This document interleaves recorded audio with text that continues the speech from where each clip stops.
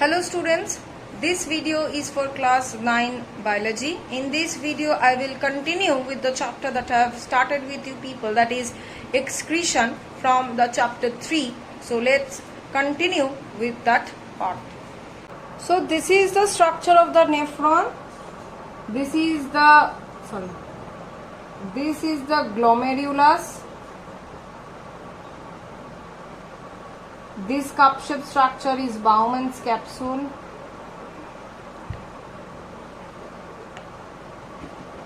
This together, glomerulus and Bowman's capsule, together they form the Malpighian corpuscle.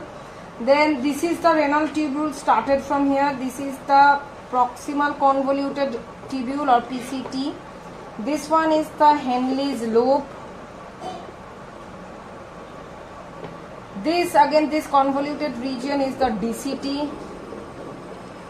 This is the collecting tubule.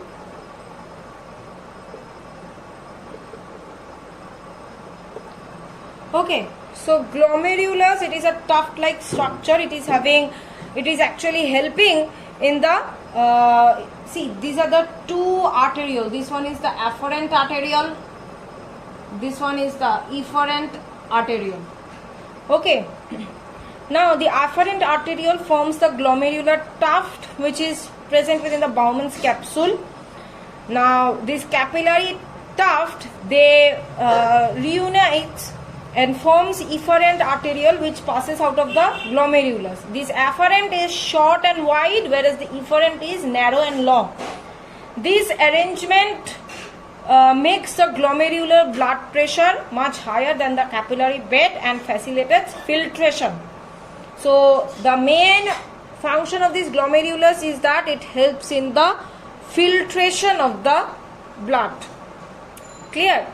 And this Bowman's capsule, this is the inner layer, this is the outer layer. It is acting as a sieve, or it is acting as a filtration layer which is helping out to filter the blood, and this filtrated blood is actually coming, filtrated blood is going through this efferent arteriole, and the rest of the substances, the waste products, they come through this PCT, through the renal tubule, where there is the free space, and here reabsorption of the required substances takes place. Then it goes to the Henle's loop. It is again having 4 parts: descending thick region, then the descending thin region, then ascending thin region, then ascending thick region.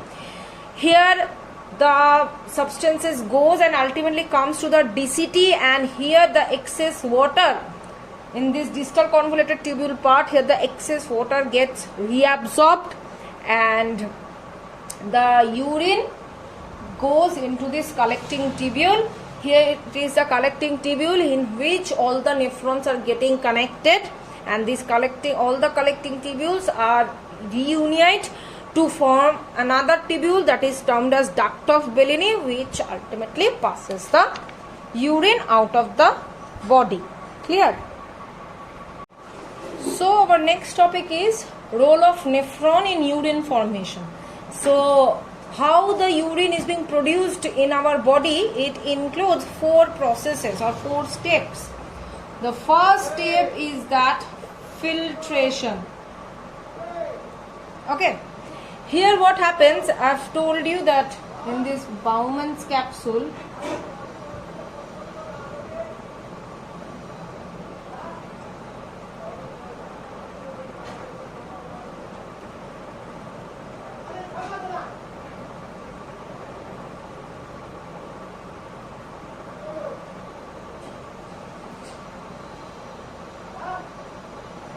Bowman's capsule, what is happening? The filtration of the blood is actually taking place. Okay, so the blood is getting filtered, and the filtered blood goes through the efferent arteriole and ultimately goes distributed inside the body, and the non-colloidal parts of the plasma, that means the waste substances, comes down through the Bowman's capsule and ultimately through the renal tubule.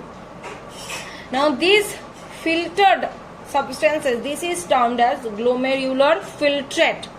The daily rate of glomerular filtrate is about 170 liters. Now this filtration process is done. Next is reabsorption.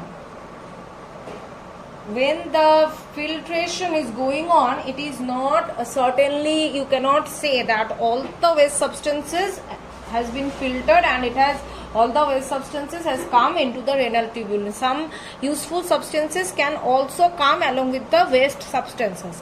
So you cannot say like that. So that is why reabsorption takes place in the PCT and the DCT region. PCT and Henle's lobe, these are the main two regions where reabsorption of several substances like water, NaCl, glucose, amino acids takes place. Whereas in DCT or distal convoluted tubule, only water is being reabsorbed under the influence of a particular hormone, that is ADH or antidiuretic hormone. Without its influence, no water will be reabsorbed from the DCT region. Clear? So reabsorption takes place after the filtration. Now only the waste products are being present. Now third point is that tubular secretion. Okay, now this renal tubule not only reabsorbs the substances but from the blood, but also filters or also secretes some unwanted substances. This renal tubule, that means this region, this not only reabsorb but also secrete some of the unwanted substances into this tube along with the waste substances, and they form into the tubular lumen, and togetherly they form the urine. What are the unwanted substances? Like sulfur compound, organic acids, creatinine. These are the unwanted compounds. Next, number fourth point is the synthesis of new substances. Now already urine formation has taken place and it has gone into the collecting tubule. Now the next is the synthesis of new substances. Okay. Now this tubular epithelium also synthesizes and adds some new substances, like, that means this tube, the renal tube also adds some new substances like benzoic acid, hydrogen ions, hippuric acid, inorganic phosphate to this urine.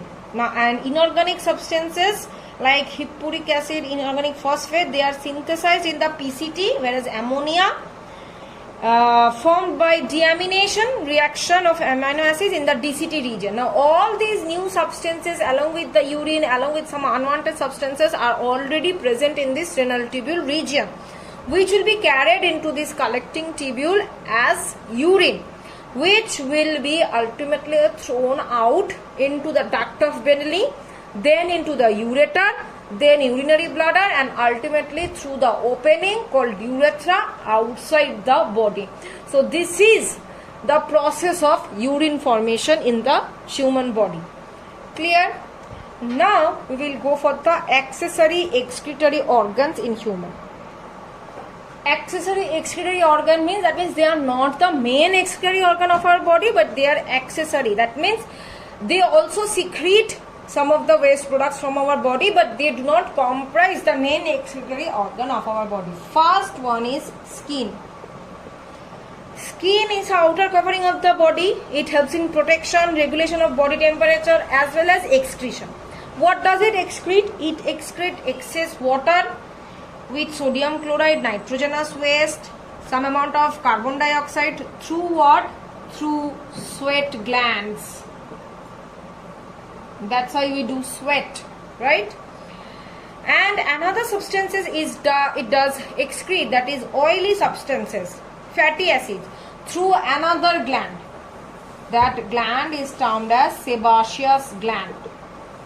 Our oil from our skin is being eliminated out through this sebaceous gland.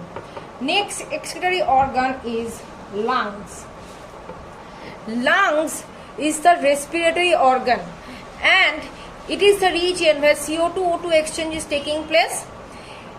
Now this is the region which is eliminating out or removing CO2 out of the body, which is formed as a result of cellular respiration. So it is also one of the accessory excretory organ. Number 3, liver. Liver, it is a digestive gland in the body. Liver forms and excrete cholesterol, bile with bile salts and bile pigments like bilirubin and biliverdin. Liver is also the site of formation of urea through ornithine cycle. So what does it secrete? It secretes bile or excrete actually cholesterol.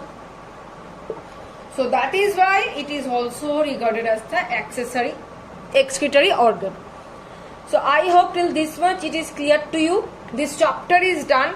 Also I have provided you all the question answers in the PDF. Please follow this. Thank you everyone.